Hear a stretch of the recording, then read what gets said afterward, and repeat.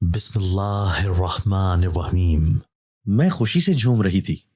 میرے چاروں طرف پھول ہی پھول تھے جن پر پیاری پیاری رنگ برنگی تتلیاں آ کر بیٹھ رہی تھیں۔ میں ہاتھ سے کبھی ایک تتلی کو چھوتی تو کبھی دوسری کو۔ میرے ہاتھ لگاتے ہی وہ تتلیاں ایک دم سے اڑ جایا کرتی، لیکن میرے ہاتھ پر اپنے رنگ چھوڑ جایا کرتی۔ میں ایک خوبصورت باغ میں تھی۔ باغ میں خوب چہل پہل تھی اور خوب رونقیں تھیں۔ مجھے یہ سرسبز و شاداب سی جگہ بہت پسند آئی تھی۔ میری کھلکھلاہٹیں عروج پر تھیں جب اچانک ہی کسی نے مجھے ایک زوردار دھکا دیا تھا اور میں اوندھے منہ زمین پر جا گری تھی۔ ایک جھٹکے سے میری آنکھ کھلی تھی اور جھناکے سے میرا خواب ٹوٹ کر چور چور ہوا تھا۔ کمر سے اٹھتی ٹیسوں نے مجھے حقیقت کی دنیا میں لاپٹخا تھا۔ میں نے آنکھیں کھولتے سامنے کی طرف دیکھا تھا، جیسے دیکھتے ہی میرے اوپر کی سانس اوپر اور نیچے کی سانس نیچے رہ گئی تھی۔ میں ایک دم سے اٹھ کھڑی ہوئی تھی، اگرچہ ایسا کرنے سے میری کمر سے درد کی ایک شدید لہر اٹھی تھی، مگر اس وقت ذرا سی بھی سستی میرے لیے وبال جان بن سکتی تھی۔ وہ میرے سامنے کھڑی خونخوار نظروں سے مجھے گھورے جا رہی تھی۔ اس کی نظروں سے گھبرا کر میں نے کمرے کے دروازے سے باہر نظر آتے لاؤنج میں لگی گھڑی کی طرف دیکھا تھا جو 10:30 کا بتا رہی تھی۔ میرا تو حلق ہی خشک ہو گیا تھا یہ سوچ کر کہ آج جانے میرے ساتھ کیا ہونے والا تھا۔ مجھے اس کی خونخوار نظروں کا مفہوم سمجھ میں آ گیا تھا۔ میں آج معمول سے کافی زیادہ دیر جاگی تھی۔ جاگی کیا تھی بلکہ جگائی گئی تھی۔ نہ جانے اماں نے سب کچھ کس طرح سنبھالا ہوگا۔ میں فوراً سے اماں سے معذرت کرتے ہوئے واش روم جانے کے لیے مڑی تھی تاکہ جلدی سے فریش ہو کر کچن میں جا سکوں، مگر اس سے پہلے کہ میں آگے کی طرف بڑھتی ایک دم سے مجھے اپنے بالوں پر کھچاؤ سا محسوس ہوا تھا۔ میں نے ایک دم ساتھ لیا تھا اور اپنی آنکھیں بند کر لی تھی کیونکہ میں جانتی تھی کہ میرے ساتھ کیا ہونے والا تھا۔ دل ہی دل میں کلمہ طیبہ کا ورد کرتے ہوئے میں نے اپنا رخ اماں کی طرف موڑا تھا۔ اس کے ساتھ ہی کمرے میں چٹاخ کی زوردار آواز گونجی تھی۔ میرے منہ پر اماں نے کھینچ کر پوری قوت سے تھپڑ مارا تھا اور پھر کہنے لگی کہ جلدی سے باہر آؤ، باقی کا حساب میں تم سے بعد میں ہی کروں گی، فی الحال تمہارے باپ کو دفتر سے دیر ہو رہی ہے۔ اتنا کہتے ہی اماں کمرے سے باہر چلی گئی تھی جبکہ میں ان کو حیرت سے جاتا ہوا دیکھ رہی تھی۔ آج مجھے اماں میں کچھ بدلاؤ سا محسوس ہو رہا تھا۔ نہ تو اماں نے مجھے باتیں سنائی تھیں اور نہ ہی کچھ زیادہ ریاکشن دیا تھا۔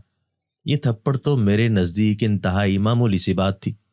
اماں نے تو میری چھوٹی سے چھوٹی بھول چوک پر بھی طوفان کھڑا کر دیا کرتی تھی۔ پھر جب تک میری چیخیں نہ سن لے تب تک میری سزا ختم نہیں ہوتی تھی۔ کبھی کبھی تو چیخ چیخ کر میرا گلا بیٹھ جایا کرتا تھا مگر اماں کو مجھ پر رحم نہیں آتا تھا۔ آج اس کا یوں چپ چاپ مجھے بنا کچھ کہے واپس چلے جانا مجھے تشویش میں مبتلا کر رہا تھا۔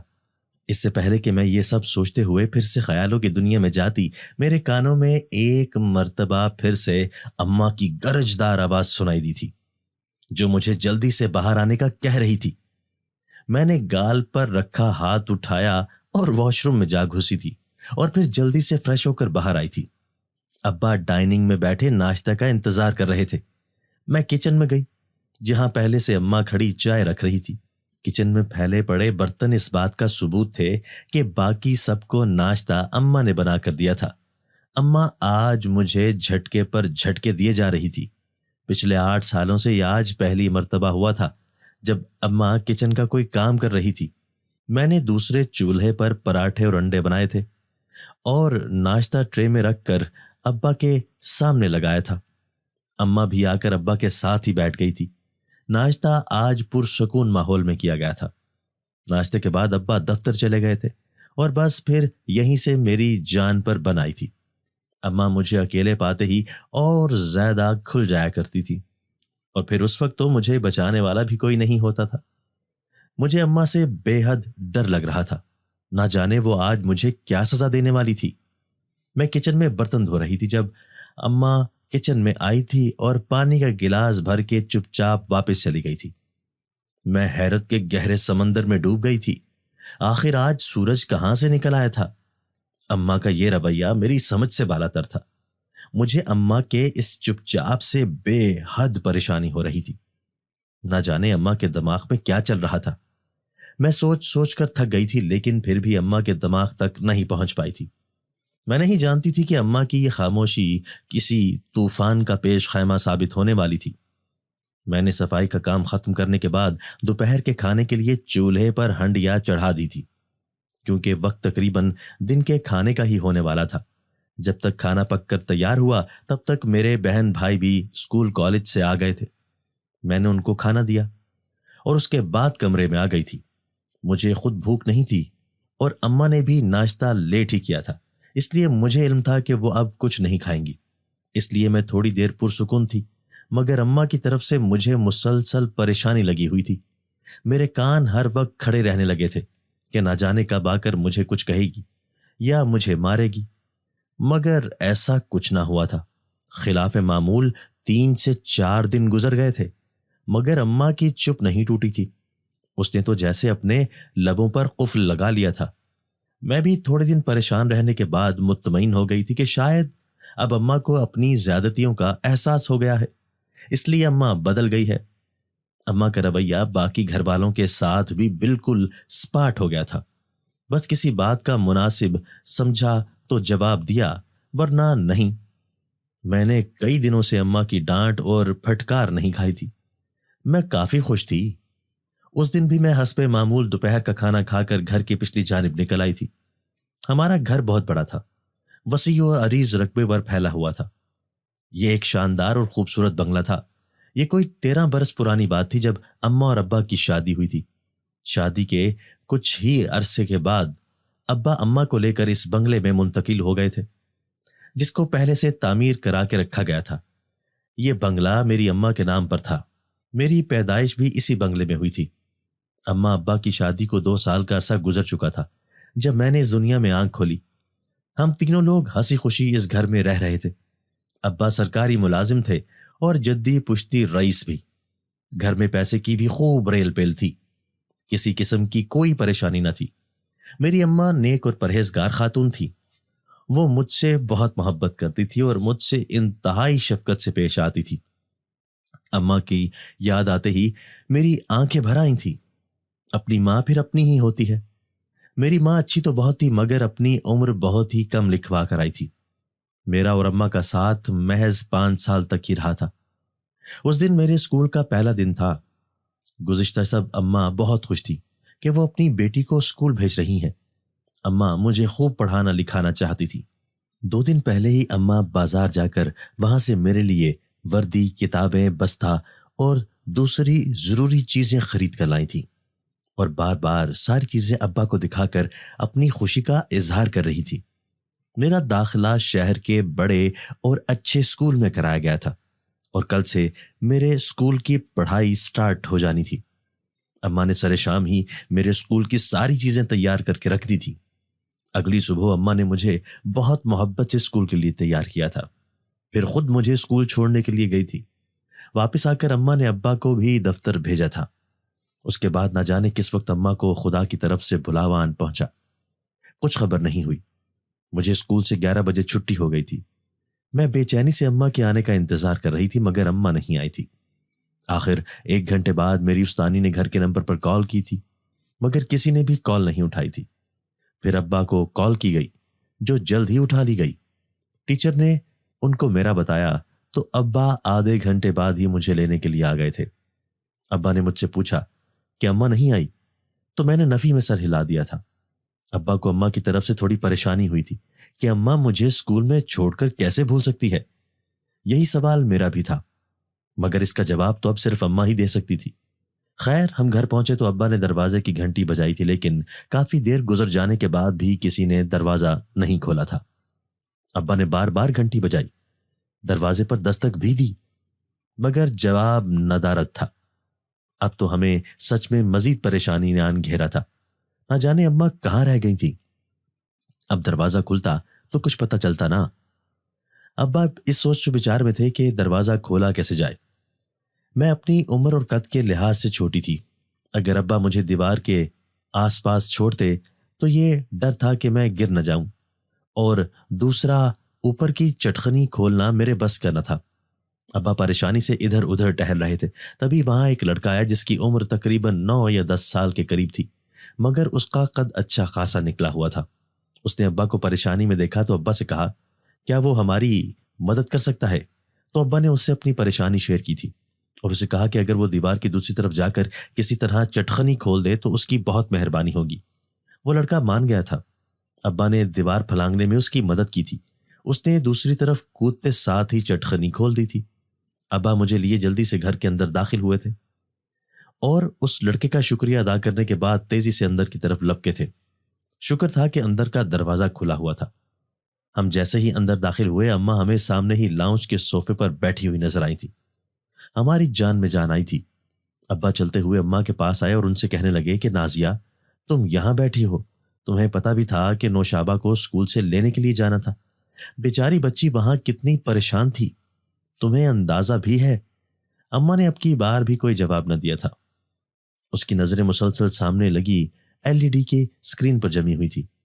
میں بھاگ کر اماں کی طرف گئی تھی اور اماں کے گلے سے لگی تھی، مگر اگلے ہی لمحے میری دل خراش چیخیں پورے گھر میں گونجنے لگی تھی۔ میں جیسے ہی اماں کے گلے لگی تھی، اماں کا وجود ایک طرف کو لٹک گیا تھا۔ ابا جو پانی پی رہے تھے، ان کے ہاتھ سے پانی کا گلاس چھوٹ کر نیچے جا گرا تھا۔ وہ لمحے کی بھی دیری کیے بغیر جلدی سے اماں کی طرف آئے تھے اور اماں کو سیدھا کیا تھا۔ اماں کا وجود ٹھنڈا ہو کر اکڑ چکا تھا اور روح تو جانے کب کی پرواز کر گئی تھی۔ ابا نہ جانے کتنی دیر تک یوں ہی ساکن سی نظروں سے اماں کو دیکھتے رہے تھے اور پھر کانپتے ہاتھوں سے جیب سے موبائل نکالا تھا اور پھر اپنے اور اماں کے گھروں میں اماں کی موت کی اطلاع دی تھی، جبکہ میں تو موت کا نام سنتے ہی حیرت سے بت بن گئی تھی اور پھر اماں اماں چلاتے ہوئے اماں کے پاس آ کر اسے جگانے لگی تھی، مگر اماں نے نہ اٹھنا تھا نہ وہ اٹھی۔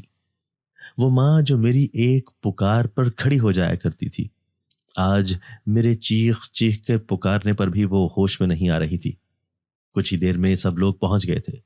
ہمارا گھر ماتم قطع بنا ہوا تھا۔ کسی کو بھی اماں کی اس طرح ناگہانی موت کا یقین نہیں آ رہا تھا۔ میری تو رو رو کر حالت ہی بری ہو چکی تھی۔ ابھی صبح ہی تو میری ماں میرے پاس تھی اور کتنی خوش بھی تھی، مگر نہ جانے اس کی خوشیوں کو کس کی نظر لگ گئی تھی، جو ایک ہی پل میں وہ یوں مجھے اور ابا کو تنہا چھوڑ کر چلی گئی تھی۔ یہ جانتے ہوئے بھی میرا اور ابا کا اس کے بغیر گزارا نہیں تھا۔ خیر، تیسرے کی دعا کے بعد سب لوگ واپس جانے لگے تھے۔ ہمارے گھر میں صرف میری پھپھی اور اماں کی ایک سہیلی رہ گئی تھی، جو یہاں پاس ہی رہتی تھی اور اکثر ہمارے گھر آتی رہتی تھی۔ اس کا اور اماں کا بچپن کا ساتھ تھا۔ دونوں پکی اور گہری سہیلیاں تھیں۔ ان کا ہمارے گھر روز آنا جانا تھا۔ یہی وجہ تھی کہ اماں کے جانے کے بعد بھی اپنی پھپھی سے زیادہ اماں کی سہیلی کے قریب تھی۔ پھپھی شادی شدہ تھی، اس لیے زیادہ دنوں تک نہیں رک پائی تھی۔ انہوں نے پیچھے اپنا گھر بھی دیکھنا تھا، لیکن اماں کی سہیلی کی کوئی ایسی مجبوری نہ تھی، اس لیے وہ زیادہ تر ہمارے گھر ہی ہوتی تھی۔ رات کو وہ جب جانے لگتی تو میں روتے پوئے ان کے ٹانگوں سے لپٹ جایا کرتی تھی کہ وہ نہ جائے۔ اسے مجھے سلا کر ہی جانا پڑتا تھا، ورنہ میرے جاگتے ہوئے تو اس کا جانا ناممکن سا ہوتا تھا۔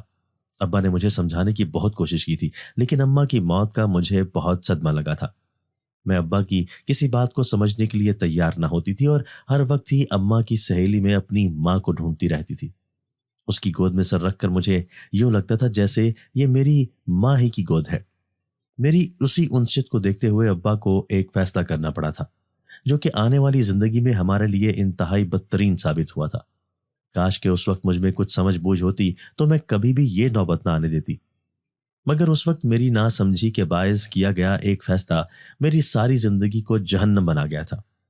ابا کے لیے مجھے سنبھالنا مشکل امر ثابت ہو رہا تھا، اسی لیے سب نے ہی ابا کو دوسری شادی کا کہا تھا اور ابا کو بھی یہی لگتا تھا کہ شاید ماں مل جانے سے میں ٹھیک ہو جاؤں گی۔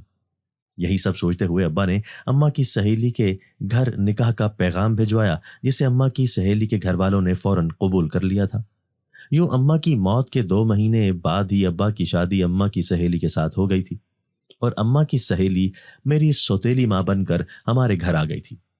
سوتیلی ماں کا لفظ میں نے کیوں استعمال کیا تھا، یہ آپ کو آگے کی کہانی پڑھ کر ہی پتہ چل جائے گا۔ خیر، میں بہت خوش تھی کہ مجھے ماں کی جگہ ماں مل گئی۔ ابا بھی میری طرف سے مطمئن ہو چکے تھے۔ ابا تو مکمل طور پر مطمئن تھے، مگر میری خوشی صرف چند دن ہی کی تھی۔ چند دن کے بعد ہی میری نئی ماں کا چاہ اتر گیا تھا، کیونکہ میری سوتیلی ماں واقعی سوتیلی ثابت ہوئی تھی۔ ابا جب تک گھر میں رہتے تب تک اماں میرے ساتھ خوب پیار محبت جتاتی رہتی تھی، لیکن جیسے ہی ابا دفتر جاتے پیچھے سے اماں کی آنکھیں ہی بدل جایا کرتی تھی۔ اماں ابا کو میرے متعلق جھوٹی باتیں بتاتی رہتی تھی اور مجھے ان چیزوں کی بھنک بھی نہ لگنے دیتی تھی۔ وقت گزرتا گیا اور سال بعد ہی میرے سوتیلے بھائی کی پیدائش ہوئی تھی، اور اس کے ساتھ ہی مجھ پر میرے ہی گھر کی دیواریں تنگ ہو گئی تھیں۔ ابا اور اماں نئے آنے والے بچے میں مصروف ہو گئے تھے اور میری طرف سے بالکل ہی لاپرواہ۔ مجھ سے یہ چیز برداشت نہیں ہو رہی تھی، اس لیے ایک دو مرتبہ میں نے کھل کر ابا سے اس چیز کی شکایت کی تھی، لیکن اماں نے ابا کو یہ کہہ کر مطمئن کر دیا کہ وہ مجھے دیکھ لیں گی، میں خواہ تحفظات کا شکار ہو رہی ہوں۔ اس کے بعد اماں مجھے پورا دن ایک کمرے میں بند رکھتی تھی اور مجھے ابا کے قریب نہیں آنے دیتی تھی۔ جب کبھی میں ابا کے پاس جانے کی کوشش کرتی تو مجھے کسی نہ کسی کام میں لگا کر منظر سے ہٹا دیتی تھی اور خود کے بیٹے کو ابا کی گود میں ڈال دیا کرتی تھی۔ میں شدت سے اس چیز کو محسوس کرتی تھی، لیکن زبان پر حرف شکایت نہ لگ سکتی تھی۔ آہستہ آہستہ مجھے احساس ہو گیا تھا کہ مجھ سے اماں کے ساتھ ساتھ باپ بھی چھین لیا گیا تھا۔ ایک دن یوں ہی میں گھر کے باہر لان میں بیٹھی ہوئی تھی۔ ابا کے آنے کا وقت ہو رہا تھا۔ میں نے ابا سے اپنے اسکول جانے کے بارے میں بات کرنی تھی، کیونکہ اماں کی موت کے بعد میں نہ تو اسکول گئی تھی اور نہ ہی میری سوتیلی ماں نے کبھی اس بارے میں ذکر کیا تھا۔ مگر اب میرے اسکول جانے کا دل کر رہا تھا، کیونکہ میں نے اپنی ماں کی خواہش کو پورا کرنا تھا۔ میری ماں کا خواب تھا کہ میں خوب اعلیٰ تعلیم حاصل کروں۔ اسی سلسلے میں مجھے ابا سے بات کرنی تھی۔ میں ابا کے آنے کا ہی انتظار کر رہی تھی جب اچانک سے مجھے گھر کے اندر سے میرے چھوٹے بھائی کے رونے کی آواز سنائی دی تھی۔ وہ بہت بری طرح رو رہا تھا۔ اس کی اس طرح رونے کی آواز سن کر مجھ سے رہا نہیں گیا تھا، اس لیے میں فوراً اسے دوڑتی ہوئی اندر گئی تھی۔ اندر کا منظر دیکھتے ہی میرے اوسان خطا ہو گئے تھے۔ سامنے ہی میرا بھائی لاؤنج کے صوفے سے نیچے گرا پڑا ہوا تھا۔ اس کے سر اور ناک سے بے تحاشا خون بہہ رہا تھا۔ میں اس کی طرف لپکی، لیکن اس سے پہلے کہ میں اسے اٹھاتی ایک دم سے میرے سامنے میری سوتیلی ماں آ کر کھڑی ہو گئی۔ اس نے مجھے پیچھے کر کے زور سے دھکا دیا اور جلدی سے اپنے بیٹے کو اٹھا کر زور زور سے رونے لگی تھی۔ عین اسی وقت ابا گھر میں داخل ہوئے تھے۔ اماں ابا کو دیکھتے ہی وہ زیادہ بلند آواز میں رونے لگی تھی اور ابا کو کہنے لگی کہ دیکھیں مراد، نوشابہ نے سعد کو صوفے سے گرا دیا ہے۔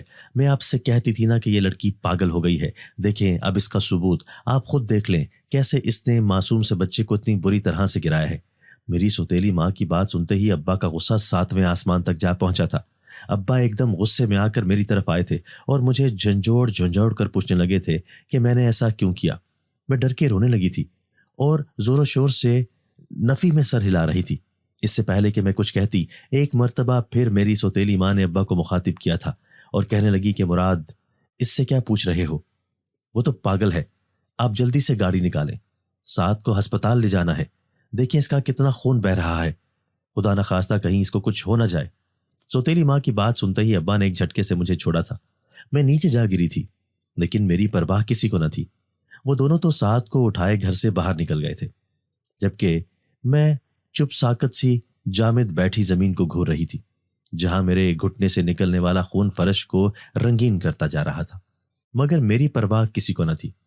میں تو بس اپنا قصور ڈھونڈ رہی تھی کہ کہاں مجھ سے غلطی ہوئی ہے۔ میری سوتیلی ماں کے الفاظ کسی ہتھوڑے کی مانند میرے ننھے ذہن پر برس رہے تھے کہ نوشابہ پاگل ہو گئی ہے، اس نے سعد کو گرایا ہے۔ کیا واقعی میں پاگل تھی؟ کیا میں نے ہی سعد کو گرایا تھا؟ لیکن کب اور کیسے؟ میں تو اس کے رونے کی آواز سن کر اسے اٹھانے کے لیے آئی تھی۔ مجھے کیا خبر تھی اس کے گرنے کا الزام بھی مجھے دیا جائے گا۔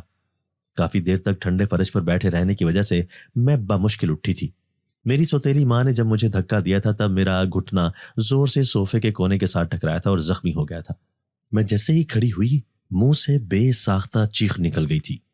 بمشکل گھٹنے پر ہاتھ رکھے میں نے پوچھا لا کر خون صاف کیا تھا اور اس کے بعد اپنے کمرے میں آ گئی تھی۔ ابا اماں کی واپسی تک رات ہو چکی تھی۔ رات تک میں بھی بخار میں بری طرح بھنک رہی تھی۔ میرا درد بہت بڑھ گیا تھا، اسی وجہ سے مجھے بخار ہو گیا تھا۔ ابا رات میرے کمرے میں آئے تھے، لیکن میرا پوچھنے نہیں بلکہ مجھے ڈانٹنے کے لیے کہ میری وجہ سے ان کا بیٹا موت کے منہ سے واپس آیا ہے۔ میں جو اپنی صفائی میں کچھ کہنے ہی والی تھی، ابا کی بات سننے کے بعد میری بات منہ میں ہی دم توڑ گئی۔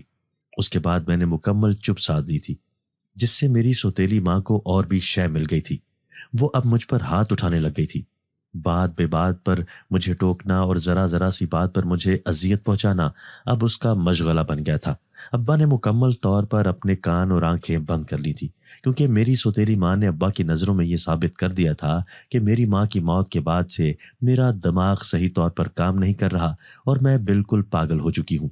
ابا نے میرے علاج کی بات کی تو اماں نے یہ کہہ کر روک دیا کہ لڑکی ذات کا معاملہ ہے، یوں اگر بات باہر نکل گئی کہ ہماری بیٹی پاگل ہے تو کل کو اس کے لیے رشتہ ڈھونڈنا مشکل ہو جائے گا۔ ویسے بھی وہ ابھی صدمے میں ہے، جیسے جیسے وقت گزرے گا اس میں شعور آئے گا تو خود ہی ٹھیک ہو جائے گی۔ یہ بات سن کر ابا خاموش ہو گئے تھے۔ اماں مجھے مارتی، مجھ پر سختی کرتی، پھر ابا سے کہتی کہ اس پر پاگل پن کے دورے پڑتے ہیں، اس کو سنبھالنا مشکل ہو جاتا ہے، اس لیے وہ مجھ پر کبھی کبھی سختی کرتی ہے۔ یہ کبھی کبھی کی سختی اب روز بروز ہونے لگی تھی۔ میری سوتیلی ماں مجھے بے تحاشا اذیتیں دیتی تھی۔ مجھے ماں سے بے حد ڈر لگتا تھا، لیکن جیسے جیسے وقت گزرتا گیا میرے دل سے اماں کا ڈر بھی دور ہو گیا۔ اماں نے مجھے مار مار کر کٹھور اور سخت کر دیا تھا۔ ڈرتی تو میں اس سے تھی، لیکن یہ ڈر اس وجہ سے نہیں تھا کہ اماں مجھے سزا دے گی۔ اماں کی ساری سزاؤں کی مجھے عادت ہو گئی تھی۔ مجھے ڈر یہ تھا کہ کہیں اماں مجھے گھر ہی سے نہ نکال دے، اسی لیے اب میں کوشش کرتی تھی کہ کبھی بھی اماں کو شکایت کا موقع نہ دوں، لیکن کچھ نہ کچھ مجھ سے ہمیشہ غلط ہو جایا کرتا تھا۔ لیکن آج کئی دنوں سے اماں کی طرف بالکل خاموشی چھائی ہوئی تھی، جس کی وجہ سے مجھے کھلی فضا میں سانس لینے کا موقع مل رہا تھا۔ مجھے لان میں بیٹھے 3 سے 4 گھنٹے گزر گئے تھے کہ جبھی مجھے اپنے اوپر کسی کی نظروں کا ارتکاز محسوس ہوا تھا۔ میں نے چاروں طرف نظریں گھما کر دیکھا تھا، مگر مجھے کوئی بھی نظر نہیں آیا تھا۔ میں اٹھ کر اندر آ گئی تھی اور رات کے کھانے کی تیاری میں مصروف ہو گئی تھی۔ اس وقت میری عمر محض 13 برس تھی، مگر میں کچن کا ہر کام جانتی تھی، کیونکہ پچھلے 8 سال سے میں مکمل طور پر گھر ہی میں قید تھی، نہ ہی کبھی اسکول گئی تھی اور نہ ہی مدرسے۔ گھر میں رہ کر بس گھر کے کام کرنا ہی آیا تھا۔ مجھے ابھی کچن میں کام کرتے کچھ ہی دیر گزری تھی جب میری سوتیلی ماں کچن میں آئی اور پانی ڈال کر اپنے لیے چائے بنانے لگی۔ میں نے کہا بھی کہ میں بنا دیتی ہوں، آپ کمرے میں جائیں، مگر اس نے ہاتھ کے اشارے سے مجھے منع کر دیا۔ اماں نے چولہے کی آنچ بالکل ہلکی کر دی تھی۔ بظاہر تو وہ چائے بنا رہی تھی، مگر نہ جانے کیوں مجھے ایسا لگ رہا تھا کہ اماں مجھ پر نظر رکھ رہی ہے۔ میں نے تھوڑی دیر بعد اس کو اپنا وہم سمجھ کر اپنا سر جھٹک دیا تھا، مگر اس کے بعد مجھے اکثر ایسا لگنے لگا تھا میں جب بھی کوئی کام کر رہی ہوتی یا جہاں کہیں بھی ہوتی، میری سوتیلی ماں کسی نہ کسی بہانے سے آ کر میرے پاس کھڑی ہو جایا کرتی تھی اور مجھے سرتا پیر گھورتی رہتی تھی۔ نہ جانے وہ مجھ میں کیا کھوج رہی تھی۔ مجھے اماں کے اس عجیب ترین رویے سے اب وحشت سی ہونے لگی تھی۔ اماں کو یوں مجھے گھور گھور کر دیکھنا مجھے گھبراہٹ میں مبتلا کر رہا تھا۔ خیر کافی دن یوں ہی گزر گئے تھے۔ اماں کی طرف سے کوئی رد عمل نہیں آیا تھا۔ میرے اور سعد کے بعد اماں ابا کے 2 بچے اور تھے، جن میں 7 سالہ علیزہ اور 5 سالہ فرحان تھا۔ ایک روز شام کی چائے پر علیزہ اور سعد نے ابا سے ضد لگا دی کہ انہیں آئس کریم کھانے جانا ہے۔ ان کی ضد پر ابا بھی انہیں باہر لے جانے کے لیے راضی ہو گئے تھے۔ میں بھی وہیں پاس ہی بیٹھی تھی۔ نہ جانے میرے دل میں کیا سمائی کہ میں نے بھی ابا سے ان کے ساتھ چلنے کی خواہش کا اظہار کر دیا۔ ابا نے کچھ دیر سوچنے کے بعد مجھے ساتھ لے جانے کی حامی بھر لی۔ اماں پڑوس میں گئی ہوئی تھی۔ ابا نے سعد کو کہا کہ وہ جا کر اماں کو باہر جانے کا بتائے تاکہ اسے پریشانی نہ ہو۔ سعد نے ایسا ہی کیا تھا۔ یوں ہم گاڑی میں سوار ہوئے اور مارکیٹ کی طرف چل پڑے۔ سب سے پہلے ہم سب آئس کریم پارلر گئے۔ وہاں سب نے اپنی اپنی پسندیدہ آئس کریم کھائی۔ اس کے بعد ابا ہمیں قریب ہی ایک پارک میں لے گئے۔ میں اتنے عرصے بعد گھر سے باہر نکلی تھی۔ میری تو خوشی کی کوئی انتہا ہی نہ تھی۔ میرے پیر تو زمین پر ہی نہیں ٹک رہے تھے۔ نہیں تو اتنے عرصے بعد باہر کی دنیا دیکھی تھی، اس لیے ہر خوبصورت منظر میں کھو جاتی تھی۔ میں نے ابا سے بہت سی فرمائشیں بھی کی تھی جو ابا نے بلا چون چراں کیے مجھے لے دی تھی۔ ہم نے کھانا بھی باہر ہی کھایا تھا۔ واپسی پر سردی بہت زیادہ ہو گئی تھی، وجہ موسم کا ابر آلود ہو جانا تھا۔ گھر پہنچنے تک بارش شروع ہو چکی تھی۔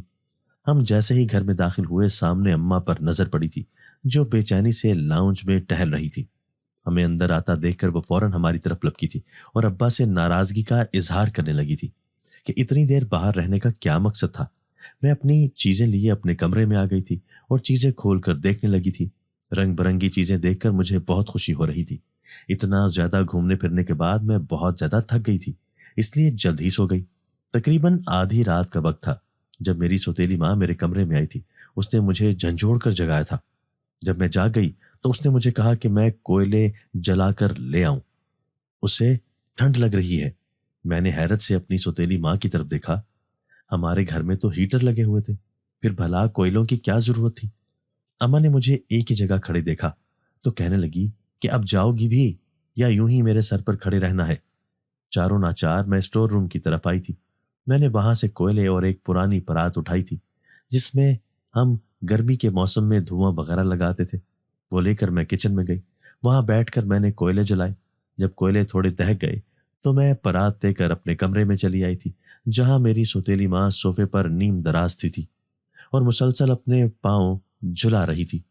میں نے پرات اس کے سامنے رکھی اور خود جا کر اپنے بستر پر بیٹھ گئی تھی۔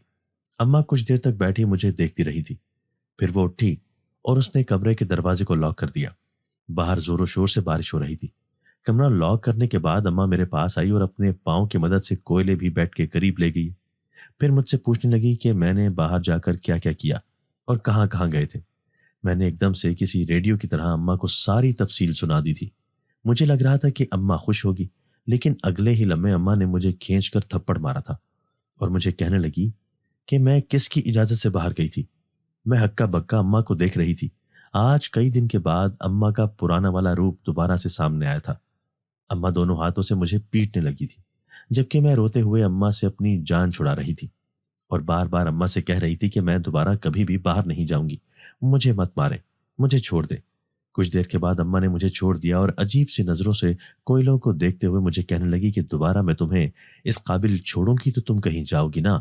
اماں کے لہجے میں کچھ عجیب سا تھا جس نے مجھے خوف میں مبتلا کر دیا تھا۔ اس سے پہلے کہ میں کچھ سمجھتی، اماں نے ایک دم سے وہ کوئلوں والی پرات میرے پاؤں کے اوپر الٹ دی تھی۔ اگلے ہی لمحے میری دل خراش چیخیں پورے کمرے میں گونجنے لگی تھی۔ اماں نے اپنے کانوں پر انگلیاں دے لی تھی، جبکہ میرے چیختے ہوئے اپنے پاؤں سے کوئلوں کو ہٹانے کی کوشش کر رہی تھی۔ جب تک میں کوئلوں سے ہٹ کر دور ہوتی تب تک میرے دونوں پیر اوپر نیچے سے بری طرح جل چکے تھے۔ اماں مجھے یوں ہی روتے ہوئے چھوڑ کر کمرے سے باہر چلی گئی تھی اور جاتے ہوئے کمرے کے دروازے کو باہر سے لاک کر گئی تھی تاکہ میں باہر نہ نکل سکوں۔ میں پوری رات تکلیف میں رہی تھی۔ میرے دونوں پیر بری طرح جل چکے تھے اور مجھے تکلیف دے رہے تھے۔ تھک ہار کر میں نے وہیں صوفے کے ساتھ ٹیک لگائی تھی۔ روتے روتے نہ جانے کب میری آنکھ لگ گئی تھی۔ ابھی مجھے سوئے کچھ دیر ہی گزری تھی جب مجھے اپنے پاس کسی کی موجودگی کا احساس ہوا تھا۔ میں نے اپنی آنکھیں کھولی تو ایک دم سے مارے ڈر سے اپنی جگہ سے اچھل پڑی تھی۔ میرے بالکل سامنے تقریباً میری ہی عمر کا ایک لڑکا بیٹھا ہوا تھا جو میرے پاؤں کو دیکھ رہا تھا۔ اس کی آنکھوں سے بری طرح سے آنسو بہ رہے تھے۔ میں ایک لڑکے کو رات کے اس پہر اپنے کمرے میں دیکھ کر حیران رہ گئی تھی۔ ساتھ ہی ساتھ میں خوف زدہ بھی تھی کہ نہ جانے وہ کون تھا اور میرے کمرے میں کیسے آیا تھا۔ میں نے ڈرتے ڈرتے اس سے پوچھا کہ تم کون ہو اور تم رو کیوں رہے ہو؟ کیا تمہیں کوئی تکلیف ہے؟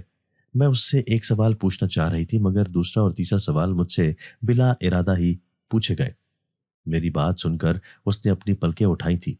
میں تو اسے دیکھ کر حیرت زدہ رہ گئی تھی۔ اگلے ہی پل مجھے شدید خوف نے آن گھیرا تھا۔ اس کی آنکھیں مکمل کالی سے آتی، بیچ میں سفیدی کا ایک قطرہ بھی نہ تھا۔ مجھے ایک دم سے اس کی آنکھوں سے خوف محسوس ہوا تھا۔ میں چیخنا چاہتی تھی مگر میری آواز کہیں گلے میں ہی دب کر رہ گئی تھی۔ اس لڑکے نے اپنی آنکھیں دوبارہ جھکا لی تھی۔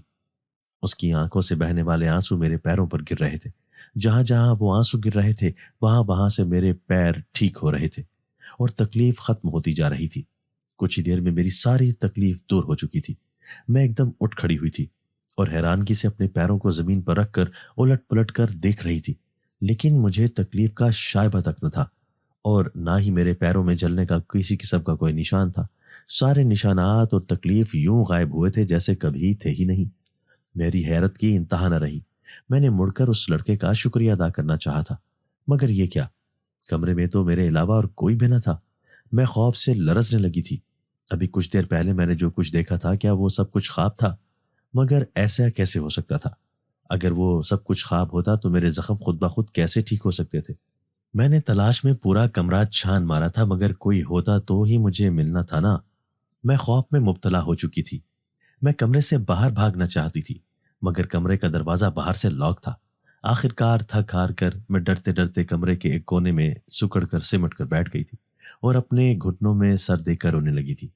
اس وقت میں جس خوف میں مبتلا تھی، مجھے اپنی ماں کی آغوش کی ضرورت تھی، مگر میں کیسی بد نصیب تھی کہ مجھے ماں کی آغوش میسر ہی نہ تھی۔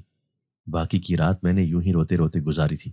اگلی صبح جب اماں کمرہ کھول کر کمرے میں آئی تو میں فوراً سے جا کر ان کے سینے سے لگ گئی تھی۔ اس وقت مجھے کچھ یاد نہیں تھا کہ یہ میری سوتیلی ماں ہے، مجھ پر ظلم کرتی ہے یا کچھ بھی، اور مجھے صرف اتنا یاد تھا کہ میرے سینے سے لگی عورت میری ماں ہے، جو چاہے جیسی بھی ہے مگر ماں کے درجے پر ہی تھی۔ صرف اسی کی آغوش میں ہی میرا ہر درد، میرا ہر خوف دور ہو سکتا تھا۔ میں ماں کے سینے سے لگی زور و شور سے روتی تھی۔ اماں نے مجھے خود سے الگ کرنے کی کوشش کی تھی، مگر میں نے سوچ لیا تھا کہ آج میں اس سے دور نہیں ہوں گی۔ بہت بھاگ لی تھی اماں مجھ سے، مگر اب میں اس سے خود سے الگ نہیں ہونے دے سکتی تھی۔ وہ میری ماں تھی، اسے میری ماں ہونے کے فرائض ہر حال میں نبھانے تھے۔ اب تک جو ہو چکا تھا سو ہو چکا تھا، مگر آئندہ میں ایسا نہیں ہونے دے سکتی تھی۔ یہ ساری غلطی میری ہی تھی۔ میں ہی اماں سے ڈر گئی تھی اور اس سے دور ہو گئی تھی۔ مائیں تو بچوں کو مارتی ہی رہتی ہیں، تو کیا بدلے میں بچے اس سے دور ہو جاتے ہیں؟ ہرگز نہیں۔ بچے تو کچھ ہی دیر میں سب بھول بھال کر پھر سے ماں کی آغوش میں جا کر سر رکھ دیتے ہیں، اور ایک میں تھی کہ اماں کی مار سے ڈر گئی تھی۔ اگر اماں مجھے ڈانٹتی یا مارتی تھی تو میں اماں سے بدزن ہو کر دور ہو جایا کرتی تھی۔ کبھی میں نے خود سے کوشش نہیں کی تھی کہ جا کر اماں کی گود میں سر رکھاؤں، مگر آج رات اپنے کمرے میں اس کالی سیاہ آنکھوں والے لڑکے کی موجودگی میں مجھے جو خوف محسوس ہوا تھا اس نے میرے رونگٹے کھڑے کر دیے تھے۔ اتنا تو میں سمجھ چکی تھی کہ وہ کوئی انسان ہرگز نہیں تھا، کیونکہ اگر وہ انسان ہوتا تو اس کی میرے کمرے میں آمد ممکن ہی نہیں تھی، وہ بھی اس صورت جب دروازہ اماں نے لاک کیا ہوا تھا، اور دوسرا چلو فرض کر ہی لیا کہ وہ کسی طرح کمرے میں داخل ہو گیا تھا، مگر اس کا ایک دم سے کمرے سے غائب ہو جانا میرے لیے کسی مومے سے کم نہ تھا۔ بھلے ہی اس نے میری مدد کی تھی، اس وجہ سے میری تکلیف دور ہوئی تھی، میرے زخم ٹھیک ہوئے تھے، مگر یہ سب چیزیں کافی نہیں تھی۔ وہ میرا محسن تھا، اس بات کو میں تسلیم کر رہی تھی، مگر اس کا غیر انسانی ہونا میرے دل میں ڈر جگا گیا تھا۔ نہ جانے وہ کس مخلوق سے تھا اور میرے لیے کیوں رو رہا تھا؟ کیا اس کا میرے پاس آنا اس قدر آسان تھا؟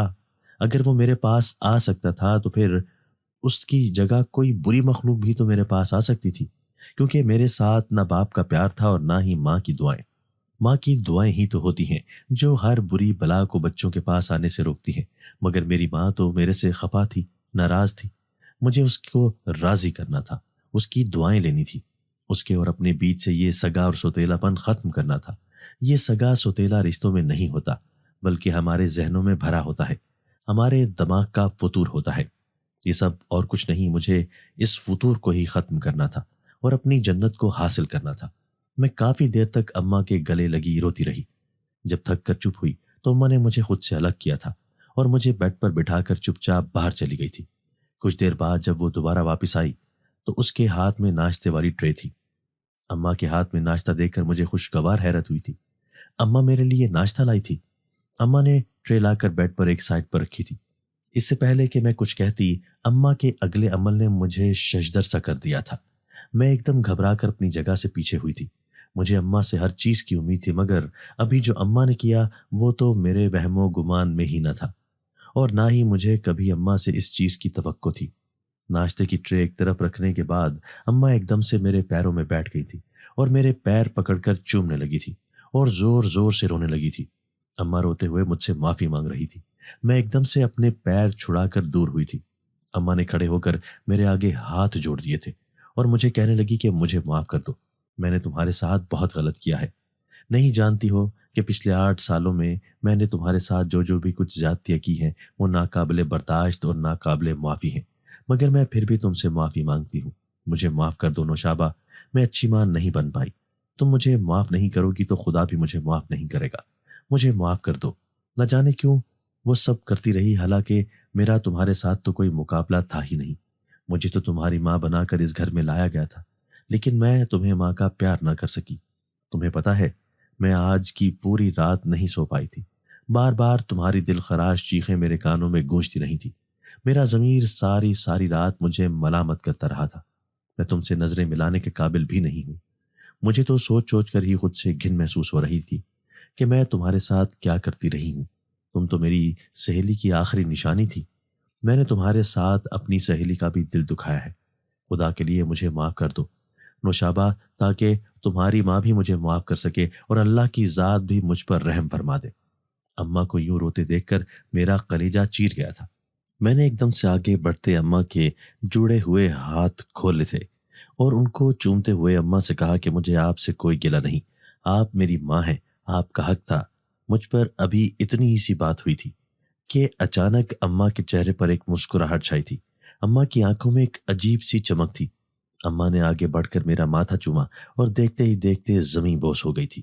میں اپنے خالی ہاتھوں کو دیکھ رہی تھی جن سے اماں کے ہاتھ کسی ریت کی مانند پھسل رہے تھے. میں نے ایک دم شور ڈال دیا تھا اور اماں کو آوازیں دینے لگی تھی. میرا شور سن کر ابا اور میرے دوسرے بہن بھائی میرے کمرے میں آ گئے تھے. ابا نے اماں کی طرف بس ایک ہی نگاہ ڈالی تھی اور مجھے کہا کہ اس کو چھوڑے، اس کا کوئی نیا ڈرامہ ہوگا. میں سمجھ گئی تھی کہ ابا کو اماں کی حقیقت کا علم ہو چکا ہے، اس لیے شاید ان کو لگ رہا تھا کہ اماں ڈرامے کر رہی ہے. میں نے ابا سے کہا کہ اماں ڈرامے نہیں کر رہی، واقعی بے ہوش ہوئی ہے، آپ اماں کو دیکھیں تو صحیح. اب کی بار ابا کو بھی تشویش ہوئی تھی. ابا نے نیچے بیٹھ کر اماں کی نبض پر ہاتھ رکھا، اس کے بعد گردن پر، پھر سانس چیک کی، لیکن بہت دیر ہو چکی تھی. اماں ہمیں چھوڑ کر جا چکی تھی. میرا تو کلیجہ ہی پھٹ کر رہ گیا تھا. اتنی مشکل سے تو مجھے ماں کی گود نصیب ہوئی تھی. آج تو مجھے اماں نے اپنے ہاتھوں سے ناشتہ کرانا تھا، لیکن سب کچھ دھرے کا دھرا رہ گیا تھا. سب کی حالت بہت ابتر تھی. ابا تو پھر بڑے تھے، لیکن سعد، علیزہ اور چھوٹے فرحان کو سنبھالنا بے حد مشکل ہو رہا تھا. مجھے لگ رہا تھا کہ میں سب کچھ کھو دوں گی. لیکن ایسے میں ایک رات پھر سے میرا سامنا کالی آنکھوں والے لڑکے سے ہوا تھا، جو پہلی بار کی طرح اس بار بھی مجھے روتے ہوئے دیکھ کر میرے ساتھ رو رہا تھا. میں اپنا رونا بھول کر اسے دیکھنے لگی. اس کی معصوم سی صورت بہت بھلی لگی تھی.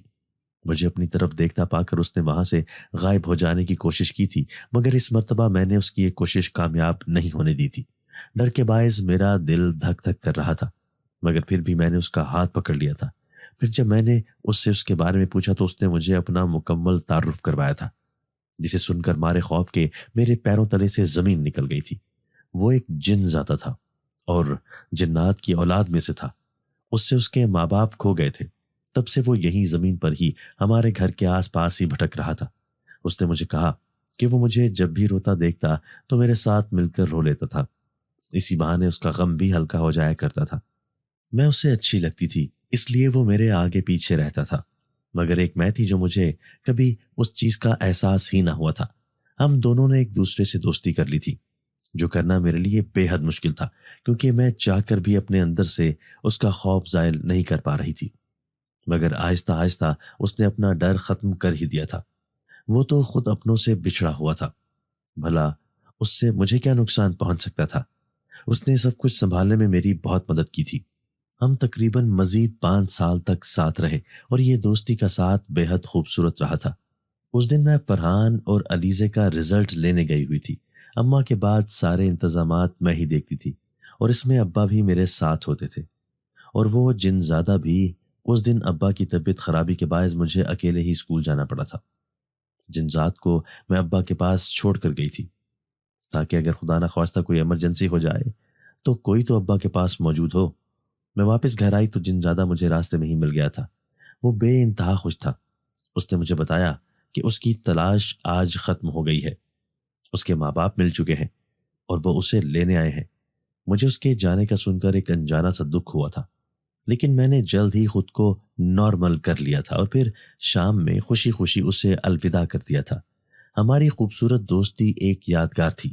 کسی نے بھی آج تک شاید ہی کسی انسان اور کسی جن کی دوستی کی کہانی سنی ہو، مگر ہماری دوستی کی یہ کہانی بالکل حقیقت پر مبنی تھی. بھلے ہی ہماری دوستی کا دورانیہ زیادہ نہیں تھا، مگر اس کم عرصے میں بھی ہماری بہت اچھی یادیں تھیں. اس جنزاد نے میری ماں کے جانے کے بعد ہر قدم پہ میری بہت مدد کی تھی.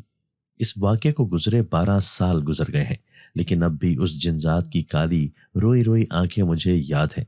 اسی کی وجہ سے تو میں چلو ایک بار ہی صحیح آخری وقت میں اپنی ماں کے گلے تو لگی تھی.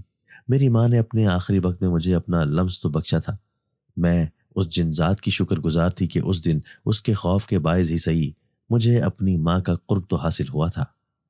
دوستو اگر آپ کو آج کی ہماری یہ ویڈیو پسند آئی ہے تو اسے لائک کیجئے اور اسے اپنے پیاروں کے ساتھ شیئر ضرور کیجئے گا.